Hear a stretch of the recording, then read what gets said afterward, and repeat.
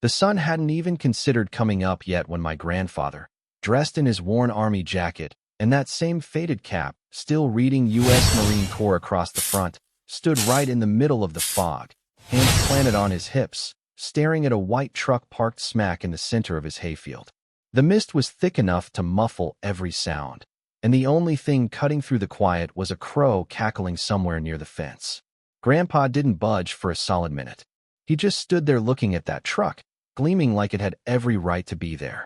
Then he scratched his chin, mumbled, "Nobody disrespects a man's field," and headed back to the barn. 10 minutes later, that same truck was hooked to the back of his old John Deere, bouncing through the alfalfa like some kind of wild carnival ride before it plunged into Miller Lake with a splash loud enough to wake the dead. By the time I got outside, coffee still half poured, the truck was floating in the water like some confused whale. Grandpa just walked right past me, calm as Sunday morning, sat down at the kitchen table, and started spreading butter on his toast. "Shouldn't have parked on private property," he said around a mouthful of eggs like he was commenting on the weather. Now, I should probably back up a little because that's not exactly how the day was supposed to start. The Thompson place, our farm, had been peaceful for nearly 100 years. Grandpa, whose real name was Walter, though nobody ever called him that, had settled into a comfortable routine since selling off most of the livestock. He'd go fishing, tinker with old equipment that didn't really need fixing, and argue with the TV weatherman about how the forecast was always wrong. As for me, I'd only been back on the farm about a month. After my startup in Seattle crashed and burned, and my girlfriend decided she preferred stability over potential, I stuffed what was left of my life into a beat-up Subaru and came home. I figured quiet mornings, fresh air, and some good old-fashioned manual labor might fix whatever city living had broken in me. For a while, it actually worked until they showed up. They called themselves the Silver Hollow Property Standards Committee, which sounded innocent enough, like some knitting circle, but everyone in town just called them the HOA with the same tone you'd use for a disease. They were run by a woman named Clarissa Delmore. Picture a power suit with fangs. She moved through the world like she'd been personally appointed by God himself to eliminate anything that didn't fit neatly into a spreadsheet. Their headquarters were technically across the ridge in a new luxury subdivision, the kind of place where every lawn looked identical and the mailboxes all matched the shutters. But lately, Clarissa had decided our side of town was ready for integration. That meant sending letters about unauthorized fence colors, non-decorative farm equipment, and my personal favorite, unapproved scarecrow aesthetics. The first time Grandpa received one of those letters, he tacked it to the barn door and scrawled across it in red marker, "Return to sender. Stupid ideas don't belong here." Clarissa didn't get the message. So when the HOA truck, big white F-350 with the logo Silver Hollow Compliance Division, rolled right into our hayfield without permission, Grandpa considered it a declaration of war. Here's what you need to understand about him. Walter Hale was never the type to yell. He'd survived a war, 2 recessions, and raising 3 kids who all thought they knew better than him. So when he got angry, it was quiet, calculated. He finished his coffee, walked out to the barn, hitched up that old John Deere like he'd done it 1,000 times, and started rolling toward the field with that slow, inevitable determination of a man who's already decided what needs doing. I chased after him, shouting, "Grandpa, what are you doing?" He didn't turn around. "What needs doing?" he said. The chain rattled, the gears groaned, and before I could get another word out, that truck jerked forward, wheels spinning uselessly as the tractor dragged it across the field.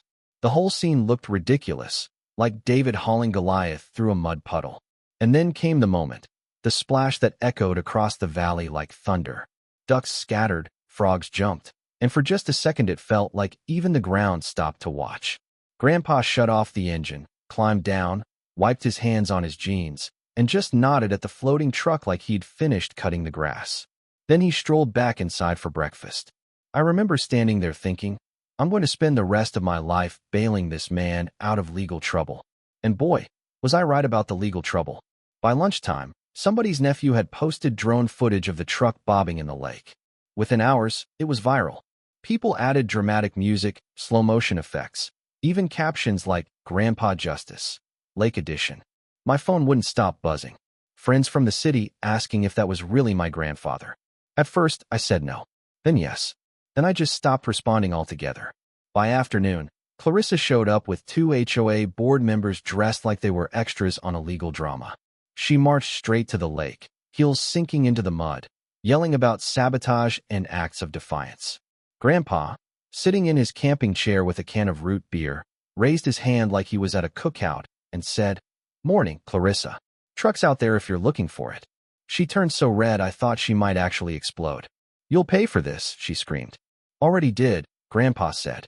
$30 for the chain back in '98. The 2 board members tried not to laugh, which only made her madder. She called the sheriff. Now, our sheriff, old Leon Pritchard, had seen just about everything in this county.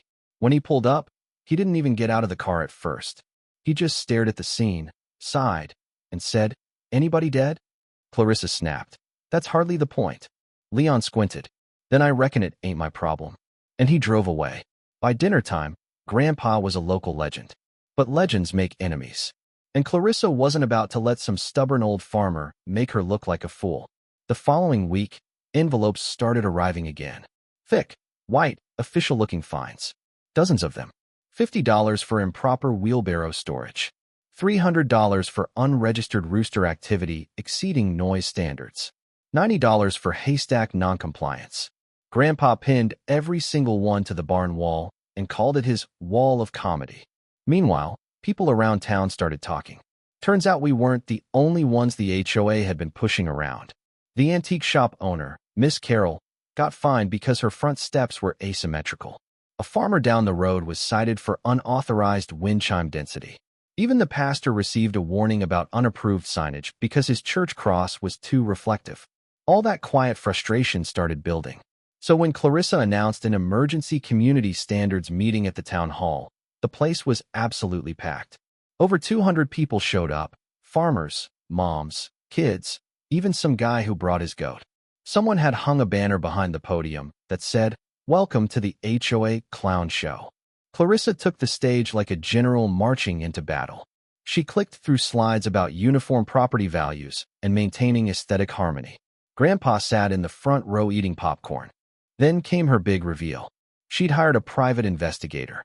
His name was Doug Banner, a guy who introduced himself by saying, "I've worked special ops." Based on the look of him, aviators indoors, tactical vest, and a mullet that deserved its own zip code. It was pretty clear the only ops he'd ever worked were at a strip mall. Doug strutted to the microphone and announced, "The truth is out there." Someone in the back yelled, "Yeah, in the lake." The whole place erupted. Doug stormed out. Clarissa tried to regain control, but it was slipping away fast. For a while, things went quiet again. Too quiet. Doug started showing up around our property every morning at 7 sharp, parking across the road, sipping gas station coffee, pretending to be on some kind of stakeout. Once I caught him crawling through the weeds with a metal detector. When I asked what he was looking for, he whispered, "Clues." Turns out he actually found something. One afternoon near the edge of the hayfield, Doug came running up, waving a rusted box he'd dug out of the dirt. "This," he said dramatically, "changes everything." Inside were old papers, damp, half decayed, but still readable. Land agreements from the 1970s signed by my great-grandfather, Albert Hale, and someone named Richard Delmore, Clarissa's father. According to those documents, the Delmore family had tried to buy up most of Silver Hollow back when it was just farmland. My great-grandfather sold them a narrow strip at the edge of our property, but with a handwritten clause stating it could never be developed commercially, ever. The weird part, that sale was never recorded in the county records. Someone buried it, literally and legally. That night, Grandpa and I sat on the porch going through those pages. He traced his father's signature with his thumb and said, "My daddy didn't trust Delmore. Said he smelled like cheap whiskey and worse politics." It didn't take a genius to connect the dots. Clarissa didn't just want uniform lawns.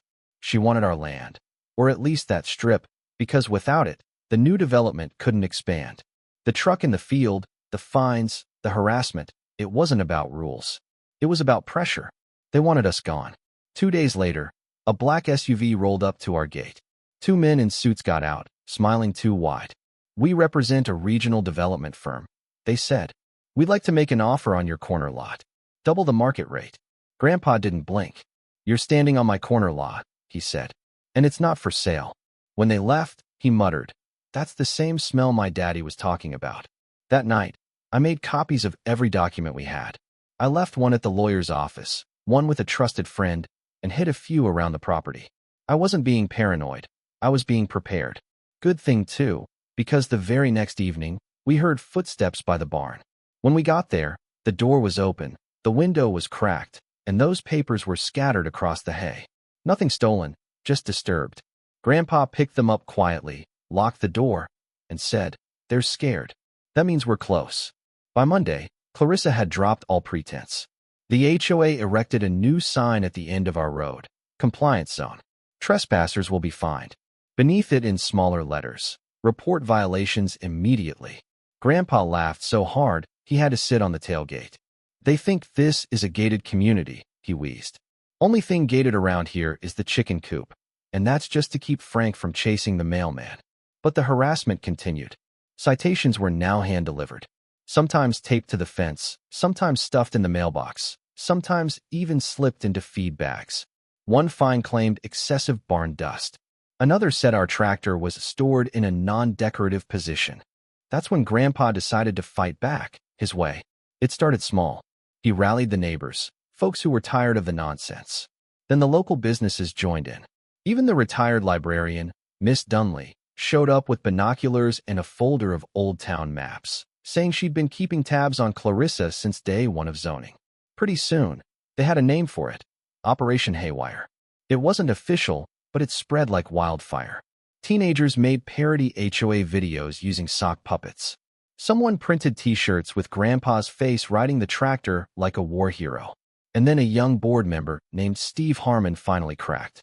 He came to our porch one evening with a shoebox full of printed emails and said, "I joined to stop people from painting flamingos on their lawns, not to destroy families." Inside that box was gold. Emails between Clarissa and developers about something called Project Green Sweep, a plan to pressure homeowners sitting on valuable parcels into selling under the guise of compliance. Our farm was listed by name 6 times. Grandpa just nodded and said, "So that's what this was about. Not a rule book, a land grab." 2 nights later, he and I built a scarecrow. Button-down shirt, fake tie, clipboard, little plastic frown. We stuck it right in Clarissa's flower bed before dawn. Didn't damage a single thing. By noon, half the town had heard about it. Clarissa called the sheriff, screaming about terrorism. Sheriff Leon called it art and refused to file a report. The more she tried to control things, the more control she lost. That's when the final letter arrived, this time from the county court. The HOA was suing us: property obstruction, emotional distress, interference with municipal planning. They wanted the land, damages, everything. I felt my stomach drop, but Grandpa didn't flinch. He folded the letter, slipped it into his pocket, and said, "Then we'll see them in court. Not just to win, but to end this." The night before the hearing, the barn turned into a war room. Neighbors came with boxes of letters, old zoning maps, even photographs. Grandpa stood at the center, arms crossed, eyes scanning the mountain of evidence. "They thought they were buying silence," he said. "They just woke up the whole damn valley." The courthouse smelled like old wood and nervous sweat. The room was packed: farmers, reporters, curious locals. Clarissa sat at her table, jaw clenched, wearing a gray suit so stiff it looked like armor. Grandpa walked in wearing his old blazer and a beyond-the-lookout tie shaped like a tractor. People clapped. He tipped his hat. Clarissa's lawyers went first, painting Grandpa as a menace, a reckless man defying civic order. Clarissa even cried on the stand, claiming she feared for her safety. Some folks in the crowd rolled their eyes so hard I thought someone might pull a muscle. Then it was Grandpa's turn. He didn't bring a lawyer. "Been fighting fools longer than they've been wearing ties," he said. He stood, hands steady, and told the truth. How the truck was parked on his field without permission, how the land deal from the 70s proved the HOA's real plan. He showed the old documents, the internal emails, and finally the footage a kid had recovered from the HOA truck's dash cam. There it was, Clarissa and her board members sitting inside that very truck, laughing about how to break the old man. One line hit the courtroom like a lightning bolt: "Everyone breaks eventually. We just need him to break first." The room went dead silent. Then came a sound like air escaping a balloon, Clarissa's pride deflating. When the lawyer asked Grandpa if he regretted dragging the truck into the lake, he said, "Yeah, I regret it floated. Would have been better if it sank." The judge had to bang his gavel twice before the laughter died down. Then Steve Harmon took the stand. He confessed everything: the backdoor deals, the pressure tactics, the plan to buy out old properties for commercial expansion. "It was wrong," he said, voice shaking. "We weren't protecting the neighborhood. We were stealing it." Then he resigned on the spot. The verdict didn't take long. Not guilty, no damages, no injunction. Case dismissed. But the judge wasn't finished. He held up the old land agreement and said, "This document is valid and binding. The Hale property and the adjoining strip may never be developed commercially, now or ever." Clarissa's face cracked. Literally. Her jaw trembled like glass about to shatter. Reporters outside swarmed her while Grandpa walked out into the sunlight. The crowd cheered. Someone yelled, "Hale for mayor." He just shook his head and said, "No thanks. Too much paperwork." Within a week, the HOA was dismantled. Clarissa was voted out. Miss Dunley became interim chair and opened her first meeting by saying, "This is a town, not a spreadsheet." That night, the farm came alive again. Neighbors brought food, music played in the barn, and kids waved cardboard tractors like parade floats. Grandpa sat on the porch sipping root beer and said, "Feels like I just beat the devil in a three-legged race." From then on, everything changed. The lake got a new name, Hale's Pond. People stopped fearing fines and started planting wildflowers again. The scarecrow from Clarissa's yard now wore a sheriff's badge and held a little flag that said, "Free the Fields." Clarissa tried to reinvent herself, first as a real estate agent, then as a candle maker. Civic serenity, eucalyptus compliance. But nothing stuck. Doug Banner opened a hot dog stand called Doug and Buns near the farmer's market. The most popular item? The HOA cover-up chili dog. Grandpa slowed down after that. Still worked the fields, still fixed things that didn't need fixing, but you could tell he was tired, in the best way. The kind of tired that comes from finishing the fight you were born to have. One morning, he handed me the big ring of barn keys and said, "You start opening this place without waiting on me." Now, I didn't cry then, but I did that night. A few months later, we held our first annual Field Day festival. Nothing fancy, just music, food, and laughter. Grandpa told his version of the story, which changed every time. In one telling, he said the truck hit the lake so hard it launched ducks like fireworks. Everyone laughed until they cried. When the bonfire burned low, he stood up, looked around, and said, "This field, this town, they don't belong to papers or committees. They belong to the people who work, love and fight for him." That was his last speech. He passed quietly not long after, sitting in his chair, watching the sunrise over the pond. We buried him on the hill above it under a stone that just says, "Walter Hale, still plowing." Every spring folks gather by the water and tell the story again. The morning fog, the green John Deere, the splash that started it all. And when people ask me if it's true, I smile and say, "Depends on what you mean by true. But if you'd like, I can show you the chain." Now you tell me, if someone parked their truck in your field, would you call a lawyer or would you call Grandpa? Drop your thoughts below. Let's see how divided this one gets.